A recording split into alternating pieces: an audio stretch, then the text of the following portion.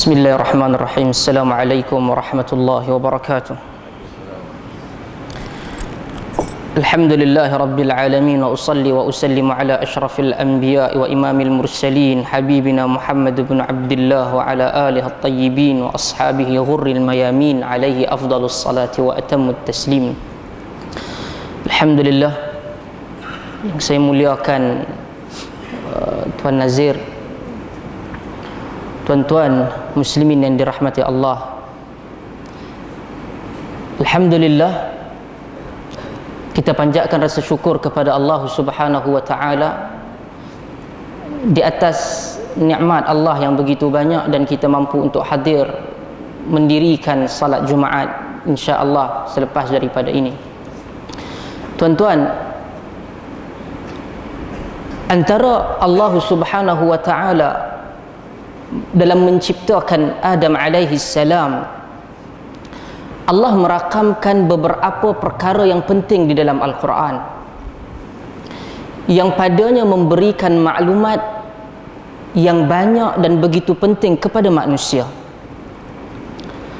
Ketika Allah memberitahu dan memaklumkan kepada para malaikat bahawa Allah Azza wa Jal akan menciptakan Adam, Allah menyebutkan dalam Quran, wa idh qala rabbuka lil malaikati inni ja'ilun fil ardi khalifah qalu ataj'alu fiha man yufsidu fiha wa yasfiku ad-dima'a wa nahnu nusabbihu bihamdika wa nuqaddisu lak qala inni a'lamu ma la ta'lamun. Dan ketika Tuhan kamu menyatakan, berkata kepada para malaikat, inni ja'ilun fil ardi khalifah, aku ingin menjadikan di atas muka bumi itu khalifah. Khalifah dalam bahasa Arab, khalaf, bermaksud benda yang berada di belakang. Dan apabila dinamakan khalifah, dia adalah yang menggantikan. Sebab itu selepas daripada kewafatan baginda sallallahu alaihi wasallam, Sayyiduna Abu Bakr As-Siddiq, dia dipanggil sebagai khalifatu Rasulullah sallallahu alaihi wasallam, pengganti kepada Rasulullah.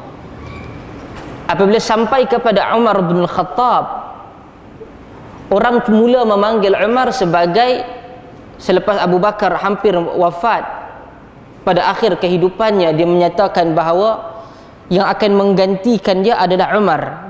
Dia memilih secara terus, yang akan menggantikan aku, kata Abu Bakar, adalah Umar. Kata para sahabat, atarakalana rajulan qasiyat qalb, kau tinggalkan kepada kami satu orang lelaki yang jiwanya keras. Tetapi semua di kalangan mereka tahu Umar lah orang yang paling bertakwa di kalangan mereka. Apabila sampai kepada Umar, Umar mendengar orang memanggil dia, ya khalifati Rasulullah, wahai pengganti kepada pengganti Rasulullah, iaitu Abu Bakar, iaitu Umar. Maka Umar berfikir, kalau lepas daripada ni dia akan bermasalah, orang akan mula panggil ya khalifati Rasulullah kepada Uthman, dan kepada Ali ya khalifati Rasulullah. Benda ni tak praktikal bagi dia, sehingga datang kepada satu orang berjumpa dengan Umar, dia menyatakan, ya Amirul Mukminin, wahai Amir al-Mukminin, pemimpin orang yang beriman. Umar kata, perkataan ini bagus. Dan Umar mengambil dan menjadikan selepas daripada Umar pemimpin dipanggil Amir al-Mukminin. Allah menyatakan bahawa Allah ingin menciptakan di atas muka bumi itu khalifah, pengganti Allah, bukan bermaksud menggantikan mansabul ilah ala wajhil ard, la. Bukan untuk mengambil, menjadikan satu makhluk menjadi pengganti Allah dengan makna ketuhanan di muka bumi, tidak. Tetapi menjalankan apa yang Allah arahkan dan meninggalkan apa yang Allah larang. Maka Allah menyatakan, inni ja'ilun fil ardi khalifah, aku ingin jadikan di atas muka bumi itu khalifah. Malaikat apabila mendengar perkara tersebut, sebab itu tidak benar untuk menyatakan para malaikat itu tidak ada perasaan secara total. Sebab jawapan reply daripada para malaikat selepas daripada itu menggambarkan mereka ada perasaan. Apa kata malaikat? ataj'alu fiha man yufsidu fiha wa yasfiku ad-dima'a wa nahnu nusabbihu bihamdika wa nuqaddisu lak. Engkau ingin menciptakan di atas muka bumi itu orang yang akan menumpahkan darah, melakukan kerosakan, sedangkan kami bertasbih mensucikan engkau. Para malaikat buat bantahan pada awalnya. Allah kata, aku lebih mengetahui daripada apa yang engkau tahu. Ayat di sini kalau kita melihat daripada segi balaghah bahasa Arab, ia bukan kadang-kala satu pertanyaan yang Allah ingin jadikan, Allah ingin mengambil pandangan makhluk terhadap keputusan yang Allah ingin lakukan, ambil. Tidak. Semua yang belajar bahasa Arab yang dalam balaghah akan tahu as-su'al lit-tawbih, al-su'al lil-inkar, al-su'al lit-talabil al-ijabah.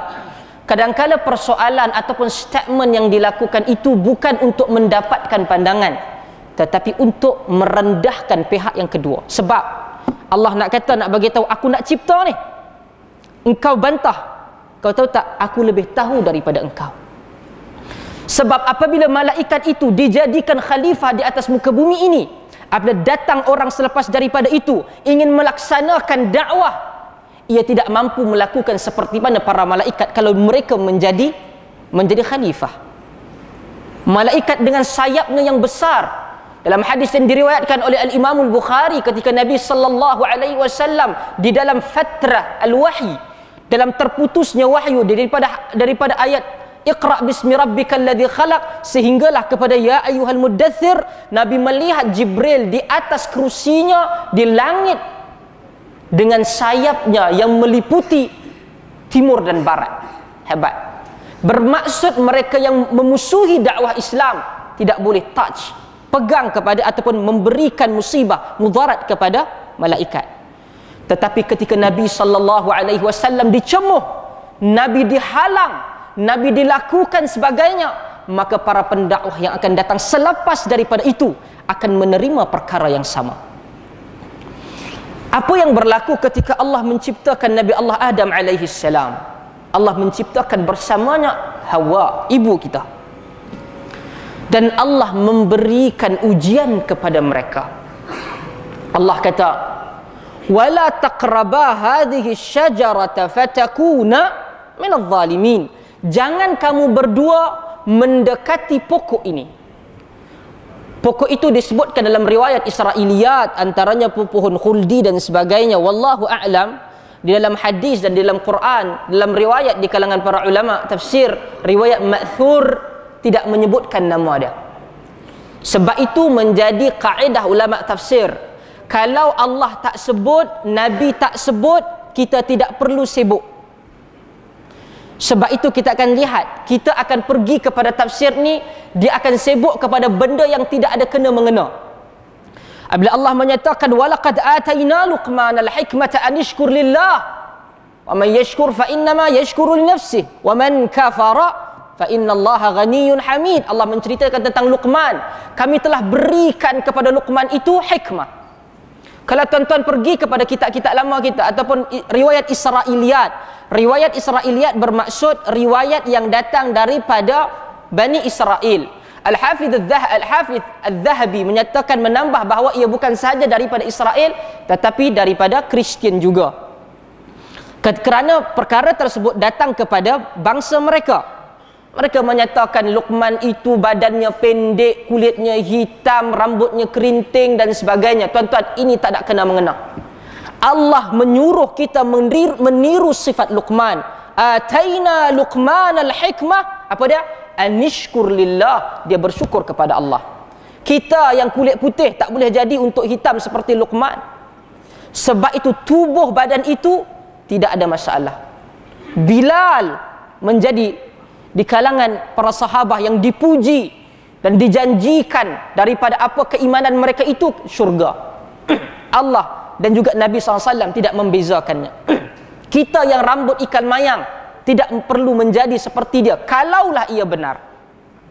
Apabila Adam alaihi salam diarahkan jangan dekat, apa yang berlaku? Fa azallahuma asy-syaitanu anha fa akhrajahuma mimma kana fihi.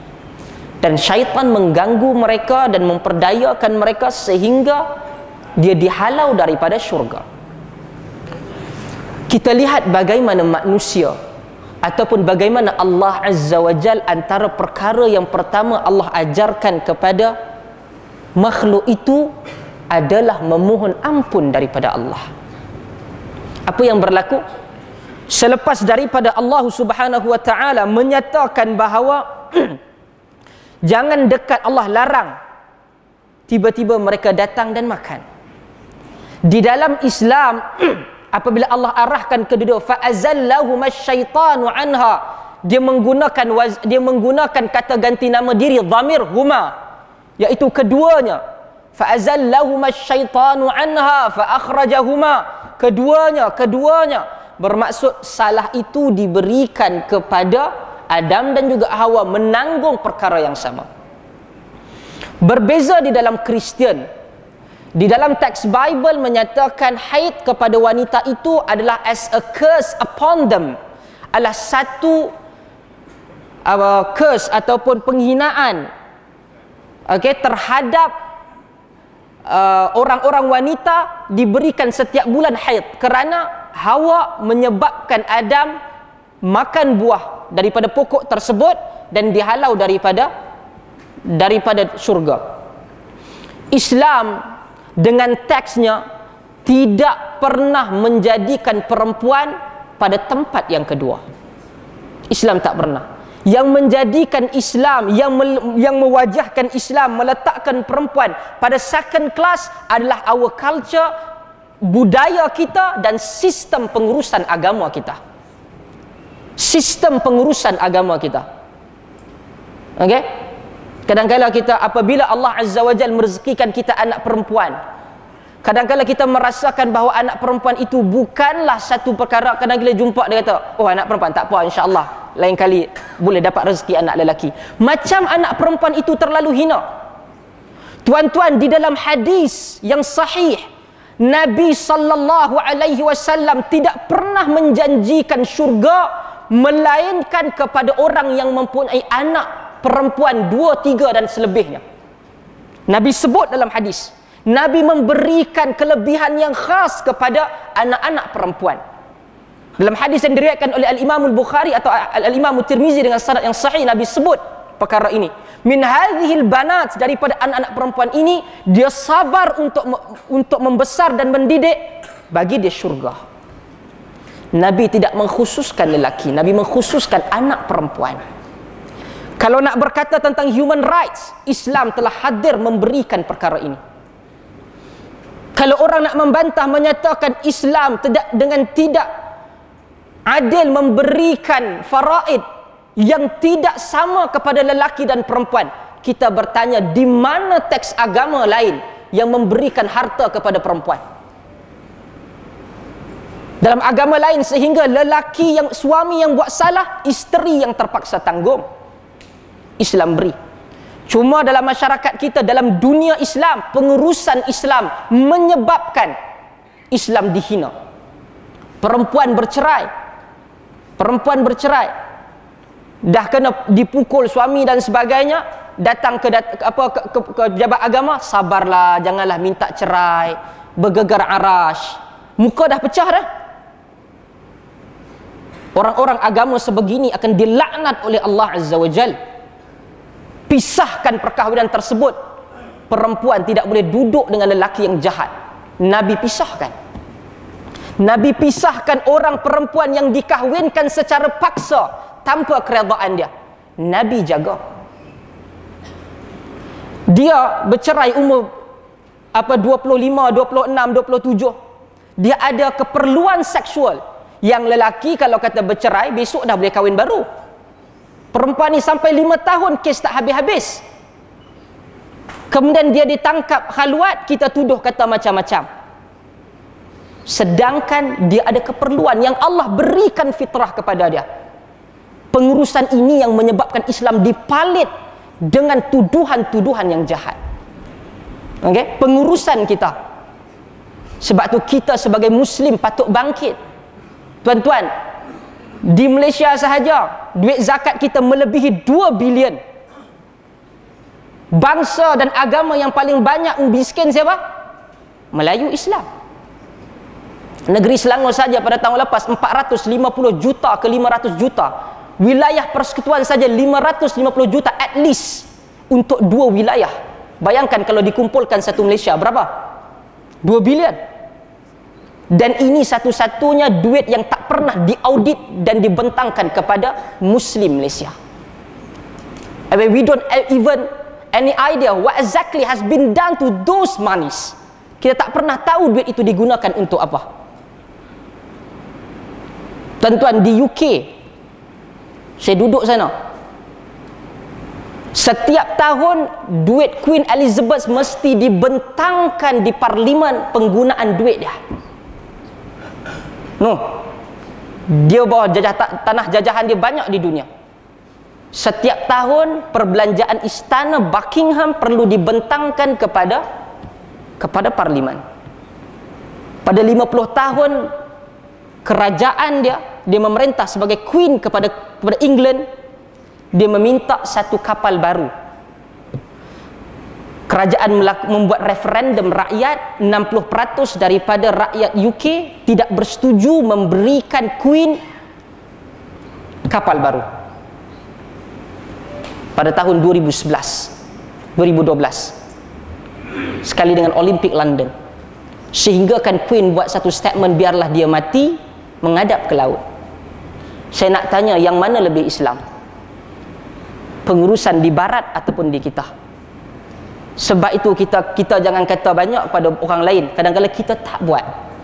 Islam itu kata Syekh Muhammad Abduh mahjubun, dia tertutup dengan perangai kita sendiri. Sebab itu Allah Azza wa Jal apabila menjadikan ini, Allah kata kedua-duanya, masuk waktu kita berapa? Sini 1:18.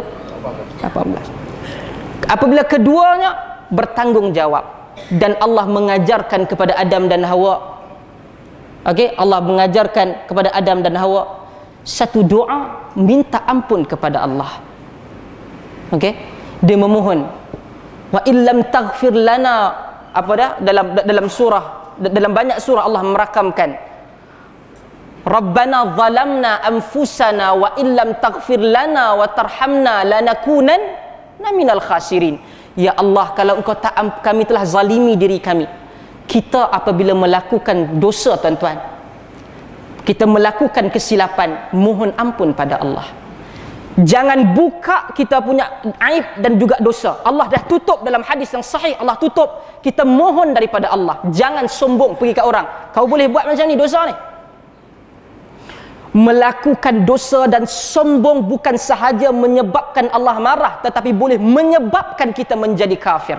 Itu yang berlaku kepada iblis. Apabila Allah menyuruh iblis tunduk sujud hormat kepada Adam, apa dia kata? Khalaqtani min nar wa khalaqtahu min tin. Engkau ciptakan aku daripada api, engkau ciptakan dia daripada tanah. Buat apa aku nak sujud pada dia? Allah sebutkan apabila diarahkan, wa idh qulna lil malaikati isjudu li adama fasajadu illa iblis. Apabila kami katakan sujud hormat kepada Adam, semua para malaikat sujud melainkan iblis. Kenapa? Kerana apa? Aba wastakbar, sombong, enggan dan takabbur. Apa yang menyebabkan perkara ini berlaku? Wa kana minal kafirin, dan dia berada di kalangan orang-orang yang kafir. Kita melakukan dosa, kita melakukan kesilapan, kita mohon daripada Allah. Jangan belagak, jangan sombong, kerana dosa itu maksiat, asi, bermaksud kita ingin melawan Allah. Kita tahu kita ada kelemahan diri. Ya Rab, ampunkan aku, mencukupi. Tinggalkan dan mohon ampun daripada Allah. Semoga Allah menjadikan kita di kalangan orang yang selalu memohon keampunan Allah.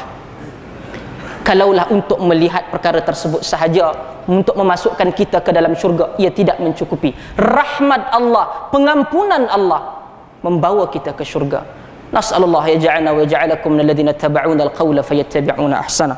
Nas'alullah yaj'alna minal muttabi'i bil kitabi was sunnah.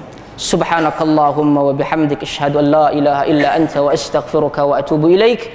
Wa barakallahu fikum. Assalamu alaikum warahmatullahi wabarakatuh.